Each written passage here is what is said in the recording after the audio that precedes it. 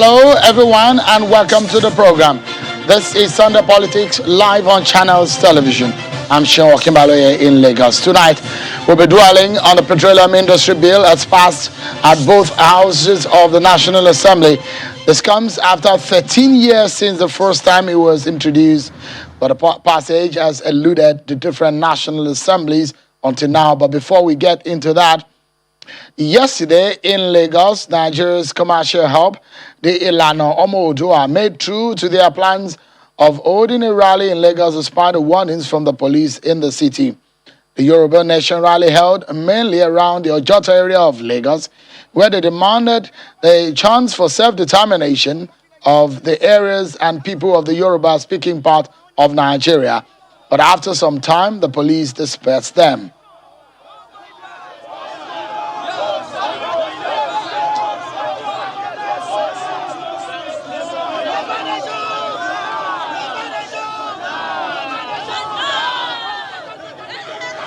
Soon, the police used water cannons to break up the protesters who gathered at the Ganefa IME Freedom Park for the rally. The Lagos State Commissioner of Police, Hakeem Odumosu, says that the protesters did not obtain permission to stage the demonstration as his office did not receive any letter from the group. He said the police deployed men to the protest area to prevent any breakdown of law and order.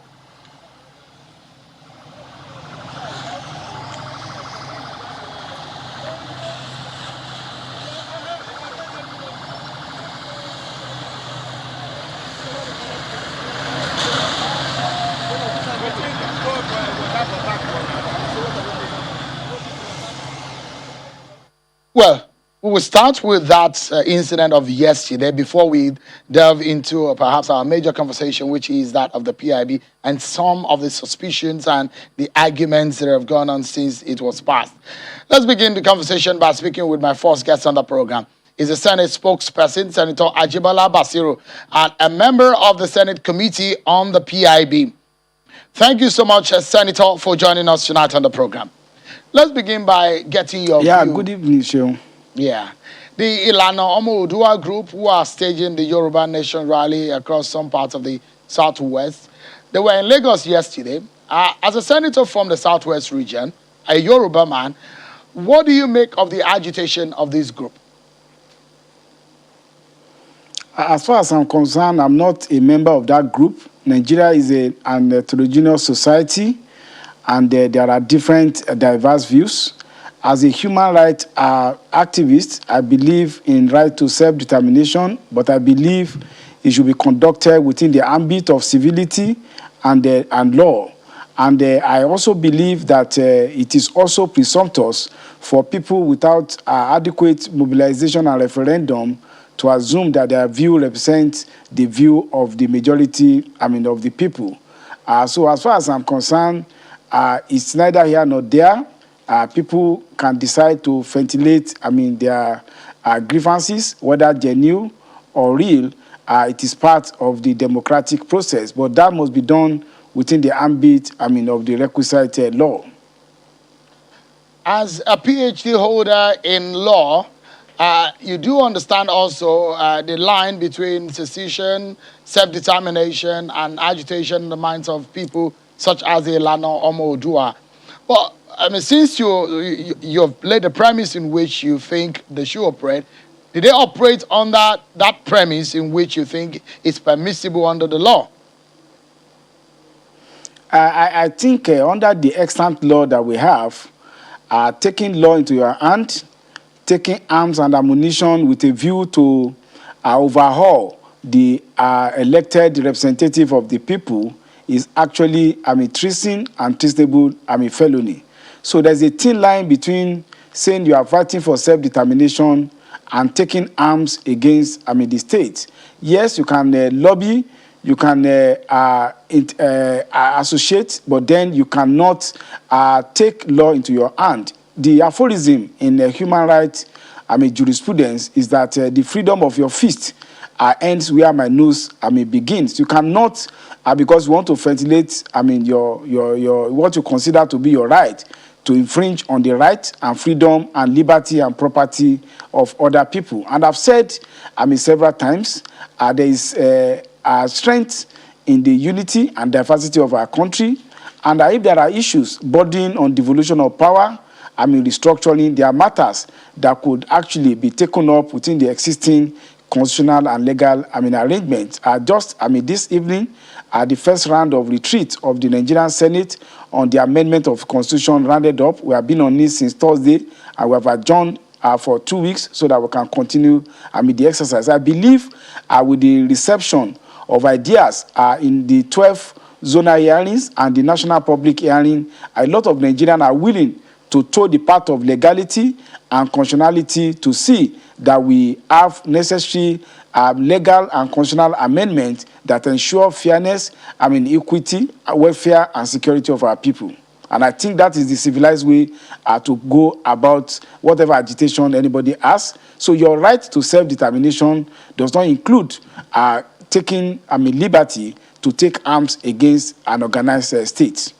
So as a senator from the Southwest region, you do not support this movement?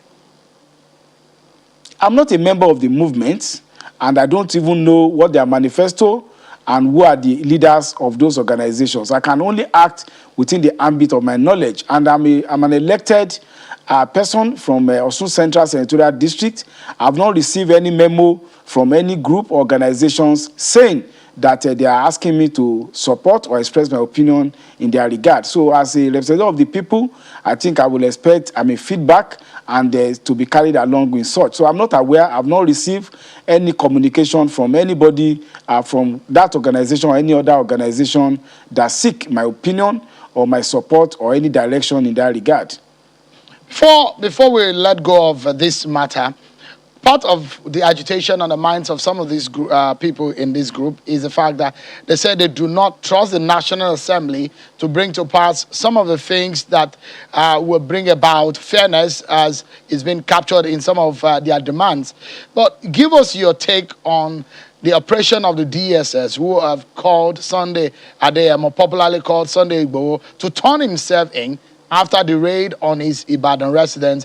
But his lawyers have objected to the incidents and how the DSS carried out that operations. Give us your view on the operation by the DSS on his home and perhaps the implication or import of that. Let me take first and foremost what implied in what you said to be that people don't trust the National Assembly. I was elected by people of Osun Central in an election adjudged to be free and fair. And similarly, there are constituted legal mechanism for which you can effect change in constitutional arrangement. So if you don't believe in the path of constitutionality and legality, you are then making an invitation to anarchy. Just as I've said, the right of a state, an elected government, is to ensure security and welfare of the people, and part of it is to ensure even the sanctity of democratic institutions. So to take arms and seek to take arms against a constituted government and thinking that government will treat it with levity, I think it is well beyond democratic aspirations. You can even see where they quickly refer to is advanced, what they call advanced countries or advanced democracy like United States of America. You can see the way the security forces were mobilized to deal with the insurrection or purported insurrection at the Capitol ahead of the inauguration of the new president. As far as I'm concerned, I don't speak for the Directorate of SSS. I've not taken a private study of the contentions of the party. And I think it is good that at least Mr. Sunday Adeyemo has decided to take a lawyer, and that means that he's also thinking in line of exploring the legality or otherwise of the action that have been taken by the DSS. That is a much welcome development than to make a statement capable of generating tension, undermining security, and putting the life, limb, and liberty of other people in jeopardy. Let's leave that for a moment and go into the issue of the Petroleum Industry Bill, which was passed. But now there are a lot of contentions and a lot of issues that have been raised over that. Senator, give us an insight into what really happened and how the senators came to the agreement of a 3% equity shares for host communities. When some lawmakers argued for up to 15, some said 10, your colleagues in the House of Reps pegged it at 5%.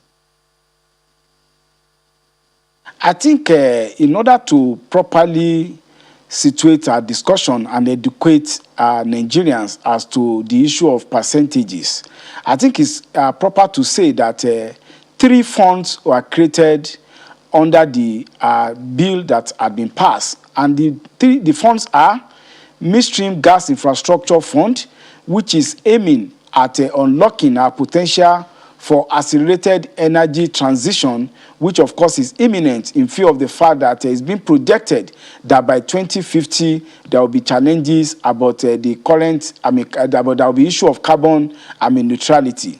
Second is the Host Community Development Trust Fund, and then you have the Frontier Exploration Fund.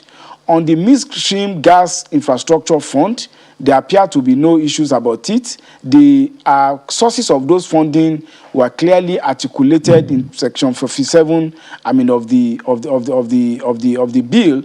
And then the issue of Host Community Development Trust Fund, unlike before, when you apply just principle of derivation, the law has not taken away derivation, but the Host Community Development Trust Fund go directly to a trust that will be set up by the operators in the host community. And this would also have representative of the host community in terms of management, utilization, and certain obligations in terms of protection of infrastructure are also placed on the host community. As to the figures, we are not talking of 2%, 3% of a particular amount of money. You must know what particular amount of money to know what it is. It's not 3% of 1 million naira. In terms of projection, the experts who interfaced with the National Assembly came up with different scenarios. They came up with 2.5% scenario, which was what was originally in the proposed bill by the executive. They came up with 3%, 3.5%, 5%, 5.5%, 7.5%, and 10%. Then what it amounts to in terms of monetary translation into dollar was also translated. The 3% that people talk about come up to $502.8 million annually. So we are not just talking of 3% as in a negligible amount of money. In monetary sum, it amounts to $502.83 million dollars. And that amount is also further augmented by the fact that there was an amendment to Section 104 of the bill, which provides that whatever penalties from gas flaring will also go back for the purpose of environmental remediation and welfare of the host community. So the whole picture is not about what he just mentioned, 3%. It's about $502 million, as well as whatever proceeds of gas penalty from each of the community going back to that community. And of course, a mischief has also been raised as to the Frontier Exploration Fund. First and foremost, the right from the establishment of the NNPC, there has always been budget for frontier exploration. And what it means is to be able to look for resources to be able to address exploration. Apologies to cutting. I'd like us to take these issues one after the other before we go into the frontier matter and all of that. I'd like you to listen to some of the debates over this issue of the equity fund and perhaps a clearer understanding of what people are agitated about and what people are saying, especially those who are from that region of the country. Take a listen to some of these arguments on the issue of equity funds. Equity share that will make us part and parcel of the business. 10% will definitely, not just 10%, equity share, so that when the government and the company loses, we lose as well. We are talking about 5%. The 5% is not too much. You have headed this place very well. We admire your administrative style. We agree with you on almost every issue. This one is a very naughty one, Mr. President. There will be harmonization. There's going to be a conference. I also believe that a conference whatever went wrong will be corrected. Because anything short of 5% will not sit well with the host communities. I can tell you that. Those are some of the arguments of some of those who believe that, look, it will not go down well with the people of the host communities if because the essence of the bill is to give fairness and to have a well-organized petroleum industry in Nigeria. How do you react to some of these arguments, Senator? I think I must first disabuse Nigerian as to the propaganda as to the issue of whether there is north-south divide on the question of 3% or 5%. I've read a lot of misinformation and fake news that there is a gang up against the south by northern legislator. If that were the case, the question you ask is that at the House of Representatives, where 5% was voted for, were there no northern representative or southern representative? I want to first say, first and foremost, that we must address issues from the perspective of in the interest of Nigeria, and the two chambers have taken a diverse position and not based on geography or ethnic or regional affiliation. And I will tell you, I can speak for the Senate why 3% was agreed. It is not out of a whimsical decision. We actually asked even the GMD of NNPC to address the executive session and present different scenarios to us. I have the graph before me here. He presented scenario for 2.5%, 3%, 3.5%, 4%, 4.5%, and 5%. 5% will amount to $838.05 million US dollars, and 4.5 will be $754.24 dollars. 4% will be $770.44 million. Then 3.5 will be $586.63 million, and $502.83 million. Then we sought for opinion.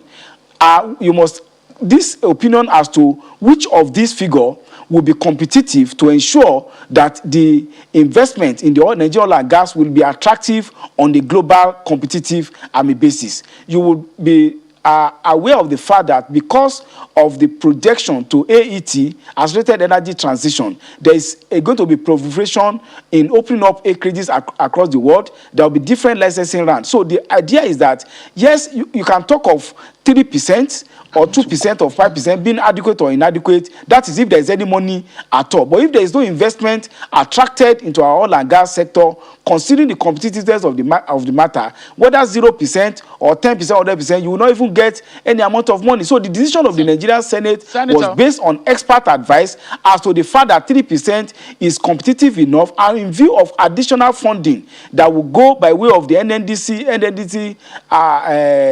investment into the 13% derivation and the Section 104, by which the gas flare penalties will go directly to the affected community. It is felt, and we took decision in the best interest of Nigeria, in the best interest of unlocking the potentials of the oil and gas sector. And decision was not based on whether somebody is from the north or somebody from the north, and that is why the position taken by the House of Rep, comprising northern and southern senators, belie any insinuation of ethnic agenda at the national. All right, Senator, let's for a moment bring in a colleague of yours from the House of Representatives. He's a lawmaker from the People's Democratic Party, Honorable Tajuddin Yusuf, who joins us virtually from Abuja. Honorable, thank you so much for your time this evening. Let me get your view. Do you agree with Senator Basiru on his point on the issue of the equity shares? Thank you very much, Shiru. And thank you, Senator. I listen to the Senator and I hear him clearly. I think in the last submission, he clearly defined the fact that there will be nothing to share if there's no investment. By implication, this 3%, the 5% is a projection. So those who are saying that they want something more than 3% are projecting that if we have good investment, we want to take reasonable amount so as to justify whatever we are losing environmentally and what have you. And don't forget, there's a clause in the new bill that gives certain responsibility to the host community. Why the host community are asking for more is that what we are getting should be enough incentive to discourage vandalism and what have you. Because the intention of the bill is to say that as an host community, if you do not help us in protecting these infrastructures, you will bear the consequence. However, if the process or the proceed of vandalization is more attractive than what is in the law, it becomes not too attractive and it will give room for those vandalization. I am of the opinion, and that's what the house position. But there's one good thing about lawmaking: we will still harmonize what the Senate passed and what the House passed. We'll still sit down and that's why we'll look at it. But first of all, I want to appreciate both chambers. The fact that for the first time we are at this level. However, if we want to sincerely decentralize and onboard with the oil sector, we must take every segment of the society it to be. Oil business is not buns and rice. It requires a lot of intellectual and in-depth analysis. So I agree with the senator on some, but on that figure, I think that we must come together as National Assembly and put something that will be attractive enough to discourage vandalism. So that is my opinion. All right. Just another issue. I have a feeling that there is some feedback noise coming from your environment. If you can mute the volume of your TV set, Honorable, so that we can only hear your own audio, your own voice. I think your TV is giving a feedback all back there. But I'm sure you must have heard or read about some of the suspicion on some of the areas in this bill. Would you say, for example, that this bill represents or satisfies the interests of the region where the oil exploration takes place?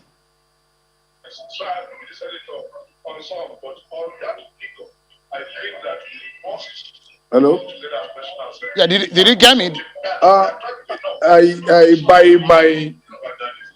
By my interaction, I think there is a bit of agitation.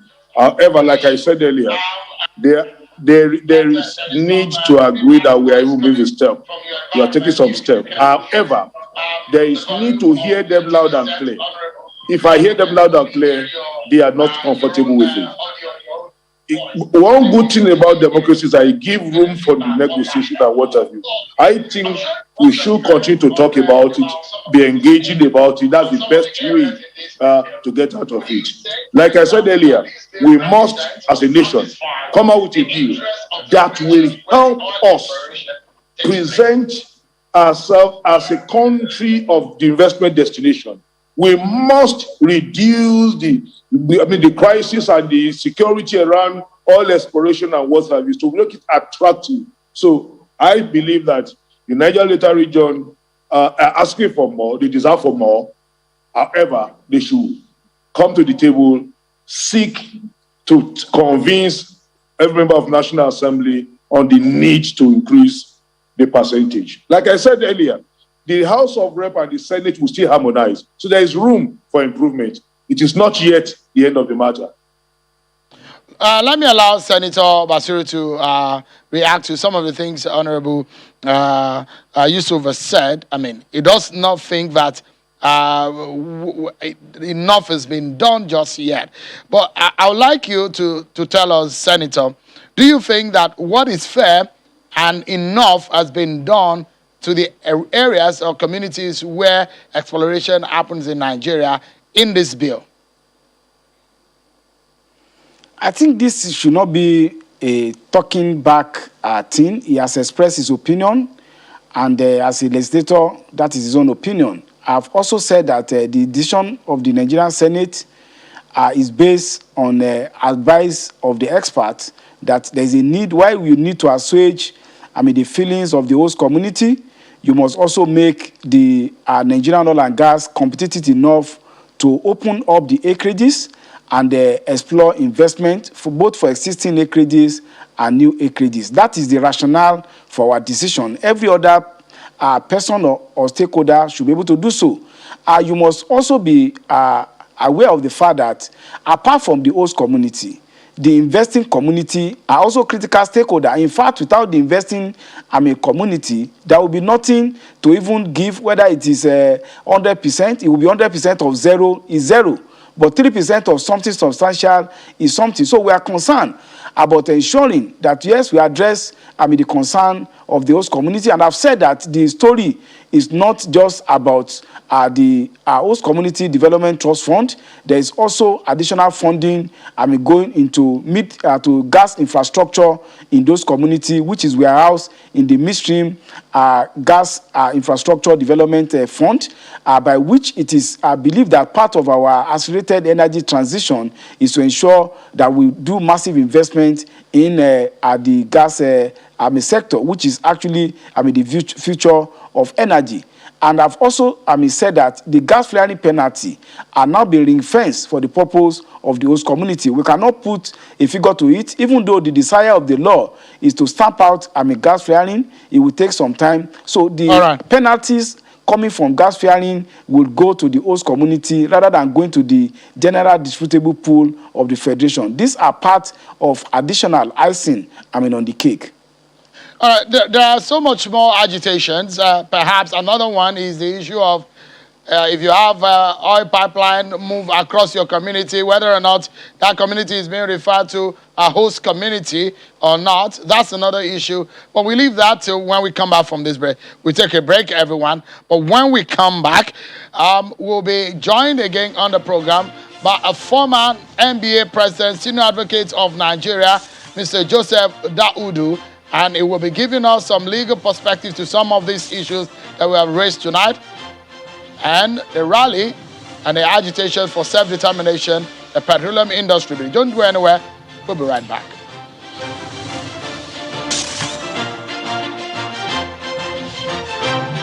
Welcome back, everyone. Let's get back to the conversation with Senator Ajibala Basiru, Senate spokesperson and a member of the Senate Committee on the Petroleum Industry Bill, and also Honorable Tajuddin Yusuf, a member of the House of Representatives and a member of the PDP. Let's get back to the conversation now on this issue of the PIB. Senator, please make sense for us on the Frontier Exploration Fund, which has been interpreted as an unfair justification of earmarking to favor a section of the country. I think I must say that that allegation is also part of misinformation. If you go to the definition section of the PIB that has been passed, what constitutes a frontier basin is actually defined. It will interest you that you find Anambra as part of the area listed there. I don't know whether Anambra has become part of northern Nigeria. And part of the definition also allow the commission to make regulation to include other areas. What constitutes frontier basin is geologically defined and not by a region or otherwise, as has been peddled around. So the first thing to clear is that it's not about making money available for northern region, as had been speculated and wrongly peddled. Definition section of the bill clearly define what is basin and what is a frontier basin, and also allow for further expansion of where we constitute basin based on geological definition. Secondly, too, even before the bill, there has always been investment on an annual basis budgetarily into the area of exploring this frontier. The idea is to be able to unlock new acreages to be able to, particularly in the area of oil and gas. And this has yielded some results, particularly in the area like Bauchi. So the whole idea about what I was saying about funds created under the PIB are three. We have spoken about the midstream gas infrastructure development fund. We have spoken about the host community trust development fund. The third fund is the Frontier Exploration Fund, and it is part of the strategic intervention to prepare the country for the accelerated energy transition. What it means is that whatever is found in terms of gas and oil and gas reserve in this frontier, they go ultimately to the pool that will be source of revenue for the federation. So it's like an investment for the whole country and not investment for any section or part, of the country. And of course, contrary to the figure being bandied around, yes, it was said that 30% was of profit oil was put into it. But what it translates to in terms of dollar terms, it's $315 million, which is even a far cry from what 3% amounting to 502 point something million dollars is about. So when you talk, there is a kind of obfuscation, if I use that word, when you just mention percentages, as if percentages is with reference to a baseline. So the baseline that's being referred to, as far as the Frontier Exploration Fund translates to, is $315 million. The 3% amounts to 502%, and the 5% which has been passed by the House of Representatives is about 800 and something million dollars. So we need to make this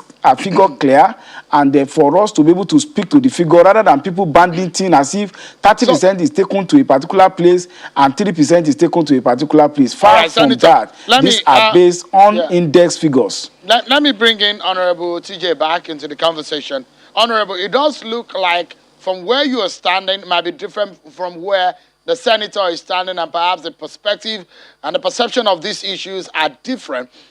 Do you agree with the senator on some of the suspicion or some of the issues that have agitated the minds of people, perhaps where some section of the country believes that you're paying people, you're collecting from Peter to pay Paul, or why would you invest such money on the Frontier Exploration Fund for another region of the country?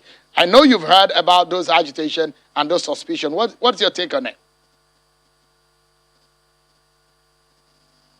Yeah, clearly, when the senator was making his submission, I had something very clear that he said, that it is not that some money is made available for one part of the country, the frontier exploration. I agree with him. That is not the intention. That is not. So I agree with him in total on that. The only thing is that some of us question the front line exploration because that is not the practice when oil exploration started in Niger Delta. Till date, I'm aware that Shell started spending about $4 million as a then until Olubiri, oil was discovered in Olubiri. Until 1973, Nigeria had no interest, no kobo in exploration. In fact, in 1973, what Nigeria did was to buy 30% of these oil companies. So until then, we were not even part of it, was pure business. Until today, I am not aware of any money made available to explore oil there, apart from this frontier that came into budget in 2016. I saw it first 2016. About 60 billion was provided. And I said, we might be unconsciously providing slot money for people. And that if as a businessman and oil and gas, do I need government money to do exploration? No. I should have the technical know-how to know the right area to go into for exploration. And if I hit oil there, that's business. And I think business itself allows some level of risk. And I want to correct something in the first argument I presented. It was not an attempt in any way to say the Senate had done anything wrong or what have you. It's a proposal. That's what the Senate feel is right, 3%. And it's not my place to say they've done wrong. What I'm just saying is that there's still room for improvement. And a law at this level is, for the first time, we have a PIB. And at the level it is before harmonization, there's still room for improvement. That's what I'm saying. For those who are agitating for the number to move from 3 to 4, 5, it is still possible. It's not impossible. Then, as per where we are going, I believe, like the Senator said, gas is the main thing. Gas is the main thing globally, that we should go energy-wise. And I agree that there is need to deliberately move policies in that direction. And there's need to unbundle NNPC and make it more profitable and make it company that is being done. We have two major companies that is coming out of it. A corporation that we have become a public, that will allow public equity to be people to invest into it. I agree into that. Only what I'm saying is that in the area of these two contentious issues, we should manage it well, just like he said, so that the wrong impression will not prevail. People will not come to conclusion and begin to have a negative perspective about this bill because of certain, not too clear issues. Not that they are not clear, but people perceive it that way. One, the host community thing. Two, the frontier exploration.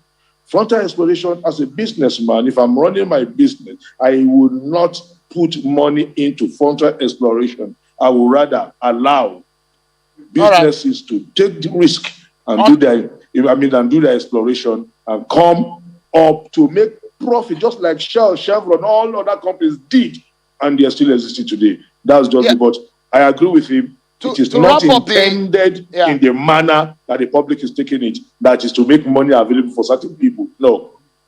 To wrap up the conversation, another agitation on the minds of people is the drafting of the clause that defines host communities where perhaps oil pipelines go through. Are they regarded as host communities? Is that what the PIB or what that piece of legislation is saying? These are some of the reasons why the PIB are taking this long to be passed. There's a lot of intrigues and politics about the Petroleum Industry Bill.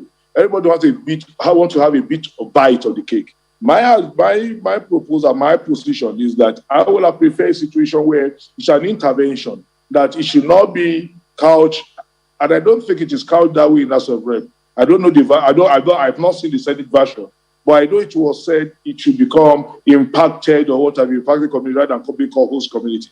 I believe that since we are unbubbling and it's going to run as a business entity, I think the business entity will have a responsibility to take care of pipelines. It is natural that if one of the tools of your business is challenged in any way, you naturally fix it. So I think maybe this is the first time we are passing the bill in the law. I would believe that with time we'll get into, practicing it, and we'll begin to see the limitations and shortcomings and we'll improve on it. If not, then for me, I would think that we do not need to delve into that. These are some of the reasons why there are a lot of insinuations. That's the reason why we have a lot of story going around. So what is fear must not only be done as fear, must be seen as fear. So I do not know the version that is being passed, but I'm aware that there is something of that nature called impacted communities. I think it's overkill going into such. But there's room for an improvement. Okay, great. Senator, just about 30 seconds for us to wrap up. I'd like to get your view on this, and so that we can wrap up. The issue of the drafting of that clause, which defines when oil goes through a community, is it in that bill and the version of the Senate, is it regarded, with those areas be regarded as host communities, just simply that oil pipeline goes through your community?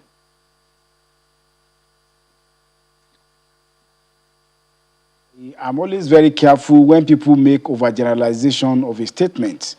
What is meant is that host community is defined in relation to activities that is carried on in your community. For the purpose of oil, exploration and oil prospecting, of course, if it is within your geographical location, you are an host community. So for the purpose of setting up a trust fund to be able to benefit your community, you will be regarded by the settlor, the person carrying out the activity in that regard. At the same time, if a gas pipeline is done by a licensee of a gas pipeline, of course, those people that host those gas pipeline would be deemed to be the host community for the purpose of the gas pipeline, not for the purpose of the oil that has been prospected or the gas that has been put in the pipeline. So a practical approach is taken to definition of host community in reference to the activities that is carrying on in respect to that place. And I don't think even anybody from the South has raised any issue as to the aptness and the correctness of the definition of host community. I must sincerely thank both of you, Senator Ajibola Basiru, Senate spokesperson and a member of the Senate Committee on PIB. And Honorable Tajuddin Yusuf, it's a pleasure to have you on the program too, a member of the House of Representatives and a member of the PDP. Thank you so much, gentlemen, for talking to us tonight. Let's now speak to the former president of the Nigerian Bar Association and senior advocate of Nigeria, Mr. Joseph Daudu. And it's good to see you tonight, senior advocate, and thank you so much for joining us tonight. Let's begin the conversation from how we started with my first guest on the program. And it's going to be about what happened yesterday in Lagos. The police say that they dispersed the protesters because they were not informed of the rally and they feared a possible hijack by hoodlums. Although the lawyer to the group said that they've written to the state governor and the police in Lagos. Under the law, senior advocate, give us a sense.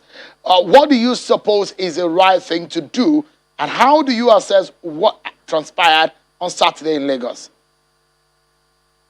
Thank you very much. We've been going around in circles on this point. However, I think there appears to be different treatment for different groups of protesters.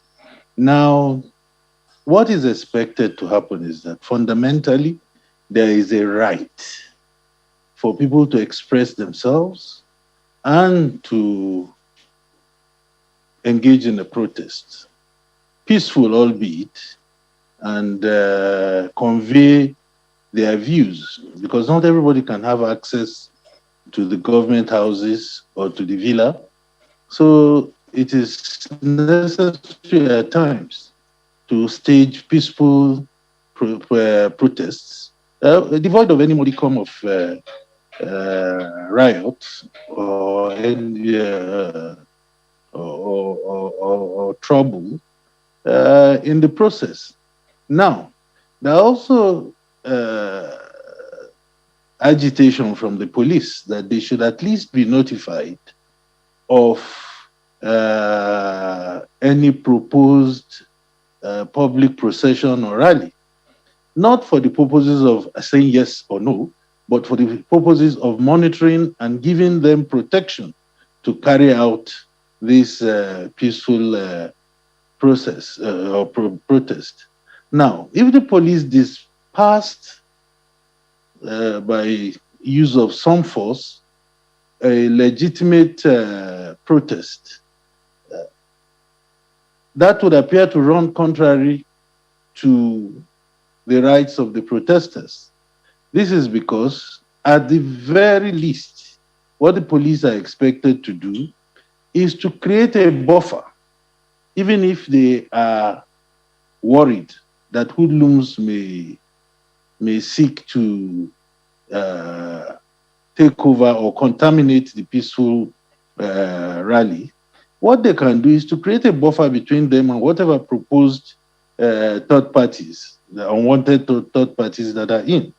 But in this case, to go ahead and disband peaceful protesters under the apprehension that some unknown and unexpected, in quote, hoodlums will disturb the peace of the society is a little bit too speculative for me. I think it's already getting, I understand the position of the police, which is one of a recent experience. But at the same time, one of the ways of allowing citizenry to express its view and to let government know its position is to allow people to peacefully, in a civilized manner, convey their fears and positions to government. So that's rightly said. All right. One rightly said, because the police in Lagos might look at recent history of what happened during the NSAS protests, and probably precautions are being taken. But senior advocate, if you look at this, the agitation for Yoruba nation seems to be growing, because we've seen the protests from Ekiti State to some of the states, Osun or your state, now in Lagos. What does the Constitution say about such agitations, and does that get entertained politically? Yeah, you see, there is, by virtue of international treaties entered between Nigeria and the AU, the United Nations, a right for any group of persons to seek self-determination. However, it is not what they call via et armis, which is by force of arms. You have to pursue the constitutional process for it. Part of the constitutional process is to inform and impart knowledge of the agitation. So it is lawful to take to the streets to say we are for X, Y reason, injustice, inequity, marginalization, want to be able to rule ourselves. If the basis of the grievance is not made known to the whole world, it follows, therefore, that it is not possible to make a case for self-determination. The next stage, therefore, is to approach the local legislation to trigger the provisions for the amendment of the Constitution, which, as you know, is a Herculean task, to trigger it and to secure an excision of whichever territory you want from the present. If the others don't want you to go, you perhaps may be drawn into a very long, atrocious constitutional battle to secure self-determination. So, But in the face of the agitation, how do you suppose the situation could be better handled so it doesn't degenerate into something chaotic? Because if you look at the western region, in the Operation Wet here, and the situation we saw in the Ekiti axis of the region and the history of our country, one will be better informed and be guided on the fact that one will not see an escalation of violence based on agitations from the people. Well, if you just one step back and then look at 10 years ago, there were no agitations for self-determination for different enclaves. I think these current agitations are born out of our recent experiences. The experience of, in quotes, the herdsmen taking territories, going into other territories, committing crimes. There is also the experience, and it's not happening in only one part of the country. Even in the part of the country where we are, it is saturated with criminal activities. You have bandits, you have cattle rustlers, you have people, the terrorists have all taken up territories. Now, the reaction of people differ from place to place. In the South, they are completely not used to it, and therefore will not just turn and offer themselves up to be consumed. And that is why they are saying much more needs to be done to ensure the peace, order, and good governance of those territories. The ball is squarely in the doorstep of federal government, because they have all the constitutional powers to deal with all those insurrections. Now, coupled with the fact that there is perception from the East that they are marginalized, that there is nepotism, that offices are not equitably distributed, even according to the Constitution that says federal character. Now, when you have all this, and people temporarily say it's better for us to go to our own tents, the solution is not to clamp down on them and label people as label leadership of the agitators as secessionists or as criminals. The solution is in a political mediation. Therefore, some of these tactics provoke the more malevolent characters to emerge and take action. I followed the arguments here and there between the DSS and the lawyers of Sunday Igboho, and it is clear from what I saw, his house is in the middle of the town and therefore amenable to search warrants and other civil methods of doing things. But the point is, with this kind of approach, like-minded persons may take to the bush or to the forest and operate from there, which will make it even more difficult for law enforcement agencies to monitor. So great care must be taken for all those who are in law enforcement to operate within the boundaries of the law, just as we expect those agitating for self-determination, whatever that is, to operate within the law. It is the failure to operate within the law that is leading us to an uncharted territory, the end of which nobody may be able to predict. I must sincerely thank you, Senior Advocate of Nigeria, Joseph Daudu, and a former NBA president. It's good to see you again, Mr. Daudu, and thank you so much for your time tonight with us. I appreciate it. Well, that's our show for tonight. Many thanks for watching, everyone. I'm Sean Kimbale. Enjoy the rest of your evening.